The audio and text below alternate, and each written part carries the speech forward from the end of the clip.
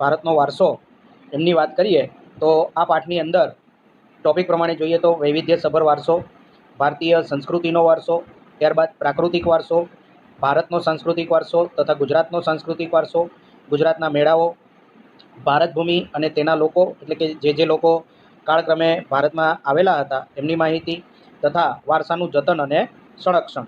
તો આવા અલગ અલગ ટોપિક પ્રમાણે આપણે માહિતી લઈશું. તો આગળ વધીએ એ પહેલાં જો અમારી ચેનલ સાથે તમે નવા હો તો ચેનલને લાઈક કરો, શેર કરો અને સબસ્ક્રાઈબ કરવાનું ભૂલતા નહીં, જેથી આવનારા દરેક ચેપ્ટરના વિડીયો તમને મળતા રહે. શરૂ કરીએ તો આપણો પ્રથમ પ્રશ્ન, ભારતની વિશેષતા જણાવો, ખાસ કરીને સંસ્કૃતિના સંદર્ભમાં ભારતનો પરિચય આપો. અહીં તમને પ્રશ્ન બે રીતે પૂછાય, વિશેષતાઓ જણાવો અથવા તો સંસ્કૃતિના સંદર્ભમાં ભારતનો પરિચય.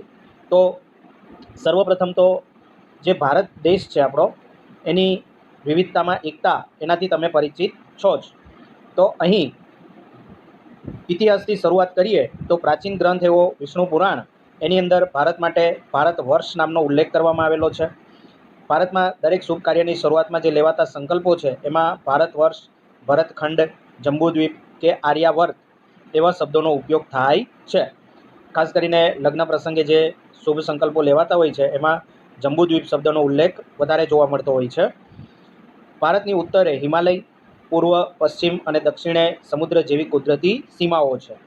ભારત દેશનો નકશો તમને ખ્યાલ છે જ, એ આ પ્રકારે કંઈક જોઈએ તો ઉત્તર તરફ આખો હિમાલય છે, જ્યારે પૂર્વથી દક્ષિણથી પશ્ચિમ સુધી ત્રણ બાજુ આપણે સમુદ્ર કિનારો છે, એટલે કુદરતી સીમાઓ છે. આના કારણે જ ભારતને દ્વીપકલ્પ તરીકે પણ ઓળખાય છે કે ત્રણ બાજુએ સમુદ્ર હોય અને એક બાજુએ એને જમીન સીમા હોય. વિશ્વની અંદર ભારત એ વિસ્તારની દ્રષ્ટિએ 7મું સ્થાન છે અને વસ્તીની દ્રષ્ટિએ તે બીજું સ્થાન ધરાવે છે. વિસ્તારની દ્રષ્ટિએ ભારતની પહેલાં વિશ્વમાં 6 દેશો છે. એ 6 દેશો કયા છે એ તમારે કમેન્ટ કરીને જણાવવાનું છે. તો ભારતનું ક્ષેત્રફળની દ્રષ્ટિએ 7મું સ્થાન છે, જ્યારે વસ્તીની દ્રષ્ટિએ તે બીજું સ્થાન ધરાવે છે. ભારત એ આપણને અને વિશ્વની પ્રજાને સમૃદ્ધ તથા વૈવિધ્યપૂર્ણ વારસો આપેલો છે. ત્યારબાદ બીજો પ્રશ્ન છે કે એક પેઢીમાંથી બીજી પેઢીમાં આપણા વારસાનું હસ્તાંતરણ થયું એનું કારણ આપો. તો કયા કારણે વારસો એક પેઢીથી બીજી પેઢી સુધી પહોંચ્યો? તો પ્રાચીન સમયથી જ ભારત એ વિશાળ અને સમૃદ્ધ દેશ રહ્યો છે. ભારતીય નકશો તમને હમણાં બતાવ્યો એ પ્રમાણે ચતુષ્કોણ જેવો આકાર બનાવે છે. તો હાલનો નકશો કંઈક આ પ્રકારે છે, પરંતુ પ્રાચીન ભારત જે હતું તો એની અંદર આપણું અફઘાનિસ્તાન, પાકિસ્તાન એ બધા દેશ, આ તરફ બાંગ્લાદેશ, મ્યાનમાર, નીચે ઇન્ડોનેશિયા, એ દરેક વિસ્તાર આપણો ભારત દેશ તરીકે જ ઓળખાતો. એટલે હાલના બધા દેશોને આપણે કમ્બાઈન કરીએ તો આપણી પાસે વિશાળ જનસંખ્યા અને વિશાળ સાંસ્કૃતિક વારસાનું નિર્માણ થાય છે. તો આવી જ પરિસ્થિતિ હાલના ભારતમાં પણ તમને જોવા મળે છે કે ઉત્તરના રાજ્યોની સંસ્કૃતિ, પશ્ચિમના રાજ્યો, પૂર્વના રાજ્યો, દક્ષિણના રાજ્યો અને મધ્ય, બધાની સંસ્કૃતિઓ અલગ અલગ છે, રીત રિવાજો પણ અલગ અલગ છે. તો આપણા દેશમાં પ્રાચીન કાળમાં જે સમૃદ્ધિ હતી એ સમૃદ્ધિથી આકર્ષાઈ વિદેશી પ્રજાઓ વેપાર કરવા માટે આવી, જેમાંથી કેટલીક પ્રજાઓ સ્થાયી પણ થઈ અને ભારતીય સંસ્કૃતિના મહાનદમાં એ ભળી ગઈ. જેમ કે પારસી, શક, કુષાણ, હુણ, આ બધા વિદેશી આક્રમણકારીઓ હતા. તો એ બધા કાળક્રમે ભારતીય સંસ્કૃતિ સાથે ભળતા ગયા.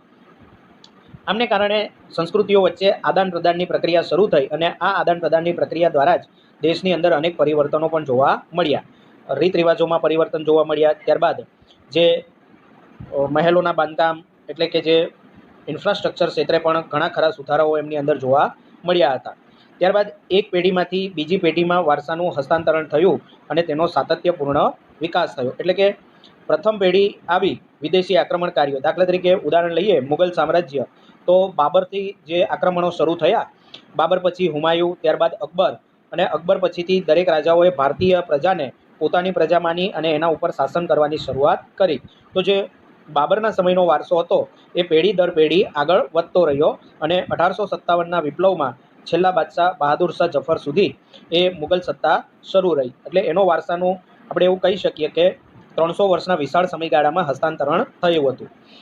તો આવી જ રીતે આની પહેલાંની પણ કેટલીક પેઢીઓ સુધી એવા વારસાઓનું હસ્તાંતરણ થયેલું જોવા મળે છે. એ પછી સંસ્કૃતિનો અર્થ આપી વિગતે સમજાવો અને સંસ્કૃતિ એટલે શું સમજાવો. તો અહીં સંસ્કૃતિ એ શું છે? તો કે સંસ્કૃતિ એટલે જીવન જીવવાની રીત, અને બીજા અર્થમાં કહીએ તો માનવ મનનું ખેડાણ. માનવીના મનથી જે એમણે વિચારો છે અને વિચારો દ્વારા જ એમણે જે આદાન પ્રદાન કરી અને સાહિત્ય સર્જન, સંસ્કૃતિનું સર્જન કર્યું છે, એ દરેકને આપણે સંસ્કૃતિ અંતર્ગત આવરી શકીએ. સાદી ભાષામાં કહીએ તો સંસ્કૃતિ એટલે ગુફાથી ઘર સુધીની માનવ જાતની વિકાસ યાત્રા. આદિમાનવ જેવી પરિસ્થિતિમાં જ્યારે માનવ હતો ત્યારે એમણે ગુફામાં જીવન જીવવાની શરૂઆત કરી. રાત્રિ દરમિયાન પ્રાણીઓથી બચવા માટે ગુફામાં જીવન જીવતો. દિવસ દરમિયાન એ પ્રાણીઓનો શિકાર કરવા નીકળી પડતો અને જ્યાં પ્રાણી મળે ત્યાં જ એનો શિકાર કરીને ખાઈ જતો. પરંતુ કાળક્રમે એમાં કેટલાય સુધારાઓ કર્યા, ચિત્રકળાનો વિકાસ થયો, ત્યારબાદ કુટુંબની વિભાવના પણ આવી અને ધીમે ધીમે એક સમૂહનું નિર્માણ થયું અને એ સમૂહોમાંથી પછી ઘર સુધીની વિકાસ યાત્રાનો પ્રારંભ થયો, જે આજ સુધી વણ અટક્યો શરૂ છે. સંસ્કૃતિની અંદર કોઈ પણ પ્રજા એ સમૂહની આગવી જીવનશૈલી એનો સમાવેશ થાય છે. મિત્રો, હાલના પરિપ્રેક્ષ્યમાં વાત કરીએ તો ભારત દેશ છે, ત્યારબાદ અમેરિકા છે, જાપાન છે, ચીન છે, પાકિસ્તાન છે. તો દરેક દેશની જે પ્રજા છે એને પોતાની એક આગવી જીવનશૈલી હોય છે. જે રીતે આપણે ભારતમાં જીવન વ્યતીત કરતા હોઈએ છીએ, તો ઉત્તરમાં જ્યાં રશિયા છે એકદમ ઠંડો પ્રદેશ, તો એવા વિસ્તારમાં લોકોની જીવનશૈલી કંઈક અલગ હોય છે. ભારતમાં જ વાત કરીએ તો પૂર્વના જે રાજ્યો છે પહાડી વિસ્તાર ધરાવતા, તો એ રાજ્યોના લોકોનું જીવનશૈલી અને ઉત્તર પ્રદેશ એટલે કે મેદાની પ્રદેશ ધરાવતું રાજ્ય, તો તેની જીવનશૈલી એમાં ઘણો ખરો તમને ફેરફાર જોવા મળે છે. તો આવી સંસ્કૃતિની અંદર કોઈ પણ પ્રજા સમૂહ એની જે આગવી જીવનશૈલી છે એનો સમાવેશ કરવામાં આવે છે. સંસ્કૃતિ એટલે માનવ સમાજની ટેવ, મૂલ્ય, આચાર વિચાર, ધાર્મિક પરંપરાઓ, રહેણી કહેણી અને જીવનને ઉચ્ચતમ ધ્યેય તરફ લઈ જતા આદર્શોનો સરવાળો. સંસ્કૃતિ શું છે? તો કે માનવ સમાજની ટેવ, તેના મૂલ્યો એટલે કે એમના આદર્શ જે હોય છે, આચાર વિચાર હોય છે, તથા એમના દ્વારા પાળવામાં આવતા ધર્મ અને ધર્મની ધાર્મિક પરંપરાઓ તથા એમની રહેણી કહેણી, આ બધાને ઉચ્ચતમ ધ્યેય તરફ લઈ જતા આદર્શોનો સરવાળો એટલે સંસ્કૃતિ. ત્યારબાદ દેશ કે સમાજમાં સમય અને સંજોગો મુજબ લોકજીવનમાં આવતા પરિવર્તનો, સુધારા, સામાજિક નીતિ રીતિ અને જુદા જુદા સમાજની સંસ્કૃતિનું ઘડતર થવું. એટલે કે સંસ્કૃતિ જે છે એ આદિમાનવથી શરૂ કરી હાલના સમય દરમિયાન એમને ઘણા ખરા ફેરફારો પણ જોયેલા છે, એમાં ઘણા ખરા બદલાવ આવેલા છે. તો એ બધા શાને કારણે આવે? તો કે સમય અને સંજોગો મુજબ લોકજીવનની અંદર પરિવર્તનો આવતા હોય છે. દાખલા તરીકે હમણાં જ આપણે જોઈએ તો કોરોના વાયરસને કારણે 21 દિવસ સુધી જે આપણું જનજીવન છે એ લગભગ ઠપ્પ થઈ ગયાની હદ સુધી પહોંચી ગયું છે. તો એના કારણે કેટલાક સુધારાઓ પણ આપણે કરવા પડતા હોય છે.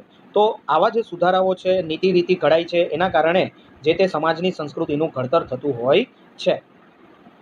ત્યારબાદ સંસ્કૃતિ એ માનવીને જીવન જીવવાની રીત શીખવે છે એવું સાર આધારે કહી શકાય.